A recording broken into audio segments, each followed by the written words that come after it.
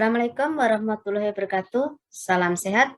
Kita berjumpa kembali dalam pelajaran ilmu kimia. Kali ini kita akan membahas mengenai cara menjawab beberapa soal yang berkaitan dengan sel volta. Kita langsung masuk pada soal nomor 1. Pada soal nomor 1 diketahui harga dari potensi reduksi unsur nikel dan timbal. Dari data tersebut, tentukan sel yang kemungkinan terjadi dari kedua data. Nah, untuk mencari E0 sel atau potensial sel itu berdasarkan rumus, yaitu E sel sama dengan E yang reduksi dikurang E yang oksidasi. Untuk mengetahui kira-kira siapa yang mengalami reduksi dan siapa yang mengalami oksidasi, maka kalau kita lihat data dari potensial reduksinya, nikel itu mempunyai E0 yang lebih kecil dibanding PB. Maka yang mengalami reduksi adalah harga yang lebih besar, yaitu PB, sedangkan nikelnya mengalami oksidasi. Maka kita masukkan dari rumusnya adalah minus 0,13, ini adalah harga dari timbal yang mengalami reduksi, dikurangi dalam kurung min 0,25 adalah dari nikel yang mengalami oksidasi. Di sini min ketemu min, jadinya adalah plus, maka minus 0,13 ditambah 0,25 adalah plus 0,12 volt. Kalau harga E0 selnya adalah positif, berarti reaksi berlangsung spontan. Maka di sini jawabannya adalah C. Kita lanjutkan soal nomor 2. Pada soal nomor 2 diketahui potensial reduksi dari Mg dan Sn. Kalau dilihat di situ, Mg min 2,37 sedangkan Sn min 0,14, maka kalau kita prediksi ini adalah sebagai anoda karena harganya lebih kecil, sedangkan katoda itu lebih besar. Di mana katoda adalah kutub positif pada sel volta, sedangkan anoda adalah kutub negatif. Pada anoda terjadi reaksi oksidasi, sedangkan pada katoda terjadi reduksi. Nah, dari sini kita lihat datanya, logam Mg sebagai katoda. Kita lihat benar apa tidak? Oh, berarti ini salah. Karena Mg itu lebih negatif atau lebih kecil, maka dia berfungsi sebagai anoda. Kemudian Sn ditambah Mg2+, apakah berlangsung? Kita prediksi dulu ya, kita lihat dulu. Mg mengalami reduksi, sedangkan pada data Mg harusnya mengalami oksidasi karena dia lebih kecil, maka di sini tidak berlangsung. Kemudian potensial selnya apakah plus 2,57, kita cek dulu bahwa E0 sel adalah E reduksi dikurang E oksidasi, reduksi yang lebih besar yaitu minus 0,14 volt, dikurangi ini min, maka jadinya plus, sehingga hasilnya adalah plus 2,23, berarti ini juga tidak tepat. Kemudian logam Sn atau timah bertindak sebagai elektroda positif, berarti katoda. Nah, ini baru benar, sesuai dengan data bahwa dia adalah katoda, yaitu biang bermuatan kutub positif. Maka di sini jawabannya adalah D. Itu cara menganalisa soal-soal yang berkaitan dengan sel volta. Kita lanjut pada soal berikutnya, yaitu soal nomor 3. Pada soal nomor 3, ini hampir sama dengan soal sebelumnya, diketahui harga potensial reduksi dari dari Cu, tembaga, dan dari Ag, perak. Kalau kita lihat dari data, maka yang lebih besar mengalami reduksi, berarti ini yang mengalami reduksi, sedangkan yang lebih kecil mengalami oksidasi. Sehingga kalau dari data Cu mengalami oksidasi, Ag mengalami reduksi, untuk mencari E0 selnya atau potensial selnya adalah Eret dikurangi Eox, di mana Eretnya 0,80, sedangkan Eoxnya 0,34, maka hasilnya adalah 0,46 volt.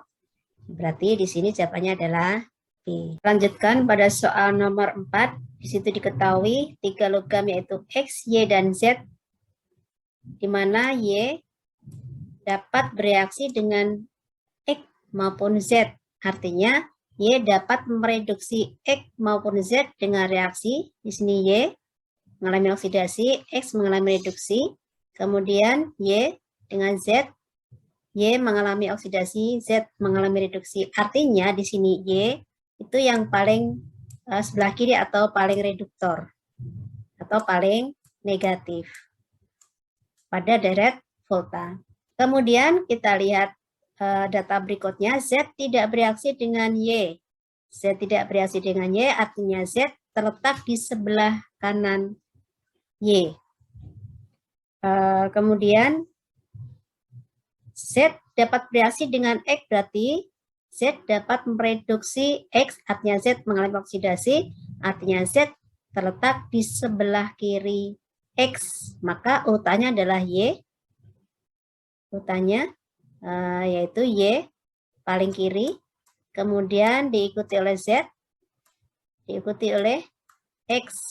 Jadi Y paling reduktor, kemudian Z nomor 2, X nomor 3 pada urutan harga reduktornya. Jadi ini Y paling negatif.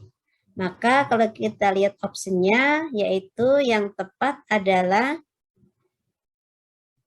Y, Z, X. Y, Z, X. Berarti A. Y, Z, X. Nomor 5 yaitu berdasarkan deret volta, reaksi berikut manakah yang dapat berlangsung secara spontan. Kita cek dari pilihannya. Pada pilihan A, Sn dan Fe. Sn, kita lihat pada data ini Sn dengan Fe. Fe berarti karena Fe terletak di sebelah kiri dari Sn, maka Fe harus yang mengalami oksidasi, berarti dia sebagai reduktor. Artinya dia mengalami oksidasi. Coba kita lihat pada A, Sn mengalami oksidasi, Fe mengalami reduksi, berarti salah atau tidak berlangsung. Kemudian Sn, nah di sini yang B, Sn mengalami reduksi, Fe mengalami oksidasi sesuai dengan tabel pada deret volta, berarti ini berlangsung. Kemudian kalau misalnya kita lihat berarti jawabannya B, tapi kita mencari jawaban yang lain, artinya kita sekalian untuk belajar menganalisa pilihan yang lain. PB dengan Zn. PB dengan Zn, di sini PB dengan Zn. Zn di sebelah kiri, berarti Zn mengalami oksidasi. Ini berarti juga tidak berlangsung karena kebalik atau tidak berlangsung secara spontan.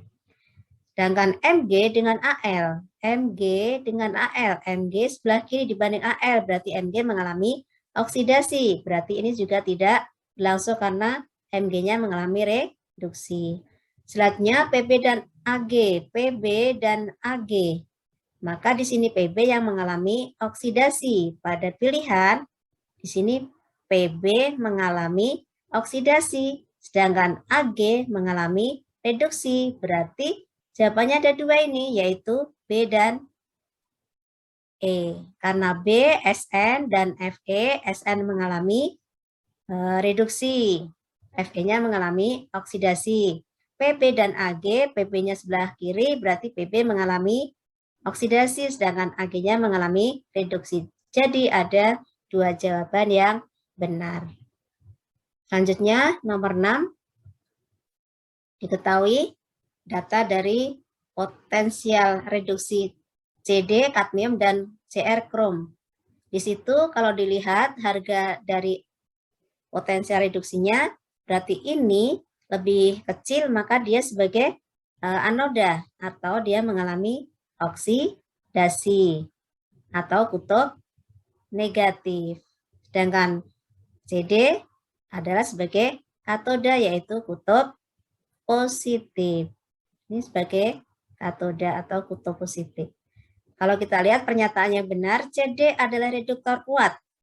Semakin kecil, semakin reduktor kuat.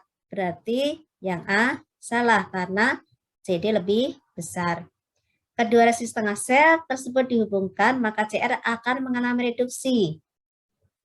CR mengalami reduksi. Kita lihat CR adalah harganya lebih besar, lebih kecil. Kalau lebih kecil dia sebagai anoda mengalami oksidasi. Ini harusnya mengalami oksidasi. Berarti jawabannya ini oksidasi ya, oksidasi. Berarti di sini yang kita lihat option B berarti salah karena dia harusnya mengalami oksidasi, tapi di sini reduksi. CD mengalami oksidasi ini juga salah, harusnya CD mengalami reduksi berdasarkan harganya. Potensial sel elektrokimia adalah kita cek dulu. Benar nggak 0,34? Kalau kita lihat dari harganya berarti yang kecil mengalami oksidasi. Berarti min 0,40 ditambah karena min ya. Min jadi plus yaitu 0,74. Kita jumlahkan berarti 4, 3, 0, hasilnya adalah positif. Berarti yang D benar. Kita lanjut. Pada katoda terjadi reduksi Cr3+ menjadi Cr. Kalau kita lihat tadi bahwa harga Cr itu lebih negatif, maka Cr mengalami oksidasi pada anoda. Berarti jawabannya adalah yang D. Ini jawabannya tepat dari data atau soal tersebut. Kita lanjutkan pada soal nomor 7. Pada soal nomor 7, ini hampir sama dengan soal sebelumnya, mengurutkan kekuatan reduktornya atau kekuatan mengalami oksidasi. Kita lihat dari data, logam A mendesak logam B. Dari larutannya, berarti A mengalami oksidasi. Maka A nanti di sebelah kiri dari B. Kita lanjut lagi. Logam C mendesak logam B dari larutannya, berarti C di sebelah kiri dari B. Karena C mengalami oksidasi. Kemudian, logam C tidak dapat mendesak logam A dari larutannya. C tidak dapat mendesak, berarti C di sebelah kanan dari A. Lanjut lagi, tentukan urutan dari potensial reduksi tersebut. Artinya, siapakah yang paling reduktor dengan potensial reduksi yang paling negatif atau paling kecil. Berarti kalau kita lihat urutannya, A di sebelah kiri B, A di sebelah kiri B, kalau kita buat tabelnya ya, A di sebelah kiri B, sedangkan C di sebelah kiri B karena C dapat mendesak B dari larutannya, berarti A, C, baru B. Atau A paling reduktor, diikuti C, baru B. B yang paling kecil harga reduktornya. Maka kalau kita lihat opsinya adalah jawaban dari yaitu A, B ya, yaitu A lebih besar dari C, lebih besar dari B. Itu jawaban nomor 7. Terlanjutkan pada soal nomor 8. Di situ diketahui bahwa terdapat 3 logam yaitu X, Y, dan Z, di mana Y dan Z dapat bereaksi dengan membebaskan hidrogen dari larutannya. Jadi di sini, kalau kita lihat Y tambah Cl menjadi YClA, di sini A adalah valensi dari Y. Kita tidak tahu apakah dia 1, 2, atau dan seterusnya, maka kita buat sebagai A. Di sini berarti Y mengalami oksidasi. Y di sebelah kiri H. Demikian juga dengan Z, karena Z dapat mereduksi H, berarti Z di sebelah kiri H. Berarti kemungkinan terletak di sini D, Y, dan Z di sebelah kiri. Selanjutnya, kita lihat data berikutnya. X dapat membebaskan Y dari larutannya. X dapat membebaskan Y dari larutannya, berarti Y dapat mereduksi atau X dapat mereduksi Y, berarti X terletak di sebelah kiri Y. Berarti X, Y, dan Z semuanya terletak di sebelah kiri H. Selanjutnya datanya adalah hanya Z yang dapat membebaskan hidrogen dari air. Berarti Z terletak di sebelah kiri H2O. Berarti kalau kita lihat di sini adalah Z sebelah kiri H2O karena dia dapat mereduksi H2O. Hanya Z berarti sisanya X dan Y adalah di sebelah kiri H dan di sebelah kanan H2O. Tetapi dari data yang kedua bahwa X dapat membebaskan Y berarti X terletak di sebelah kiri Y. Berarti di sini X, di sini Y. Maka urutannya adalah dari yang besar ke kecil, yaitu Z, X, dan Y. Z, X, dan Y adalah option C. Artinya Z yang paling reduktor. Soal nomor 9, kita lihat pada gambar sel Galvani atau sel volta di situ dengan menggunakan elektroda timbal dan seng. Pertanyaannya adalah manakah yang sebagai katoda dan mana yang sebagai anoda. Kalau kita lihat dari deret volta, PB dan seng, Zn, Zn terletak di sebelah kiri dari PB, maka Zn yang bertindak sebagai kutub negatif yaitu anoda, sedangkan PB adalah yang positif yaitu katoda. Maka kita tuliskan Zn sebagai kutub negatif atau anoda, sedangkan PB sebagai kutub positif atau katoda. Pada anoda terjadi reaksi reduksi, katoda terjadi oksidasi, kebalik ya, anoda terjadi oksidasi, katoda terjadi reduksi, maka elektronnya itu berasal dari Zn menuju ke PB. Karena pada reaksi oksidasi dari Zn melepaskan elektron yang bergerak menuju katoda. Selanjutnya pada elektrolit itu berarti Zn itu mengandung Zn SO4, sedangkan PB mengandung PB SO4. Pada larutannya Zn SO4 mengalami reaksi ionisasi menjadi Zn2+ dan SO4 2-. Demikian juga dengan PB dan SO4 menjadi PB2+ dan SO4 2-. Kemudian bagaimana dengan garam dapur, garam yang terlarut dalam jembatan garam di sini yang kita gunakan adalah KCl, maka K terionisasi menjadi di sini KCl menjadi K+ dan Cl-. Selanjutnya, pada reaksi oksidasi di sini, Zn mengalami oksidasi menjadi Zn2+ dan 2 elektron. Nah, elektron di sini yang akan bergerak. Nah, di sini pada PB, di sini ada PbSO4 akan menangkap elektron yang ada di sini, maka menjadi PB 2+ ditambah 2 elektron. PB-nya mengalami reduksi menjadi PB. Nah, di sini akan mengendap di permukaan dari katodanya atau timbalnya. Maka di sini akan kelebihan SO4. Supaya reaksi tidak berhenti, maka nanti PbSO4-nya akan bergabung atau bereaksi dengan K atau didetalkan oleh K menjadi K2SO4. Sedangkan untuk Zn di sini, karena Zn-nya sudah mengalami oksidasi, maka dia akan larut ke dalam larutannya, sehingga Zn berlebih. Nah, untuk mengatasi kelebihan Zn, maka Zn akan bereaksi dengan Cl, menjadi ZnCl2. Inilah reaksi yang terjadi pada sel Galvani atau sel volta pada reaksi elektrokimia, yaitu perubahan reaksi kimia menghasilkan energi listrik atau reaksi berlangsung secara spontan.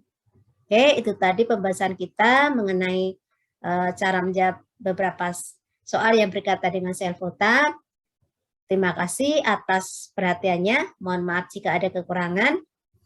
Semoga bermanfaat dan bisa dipahami dengan baik. Sampai jumpa kembali pada pembahasan materi berikutnya. Wassalamualaikum warahmatullahi wabarakatuh.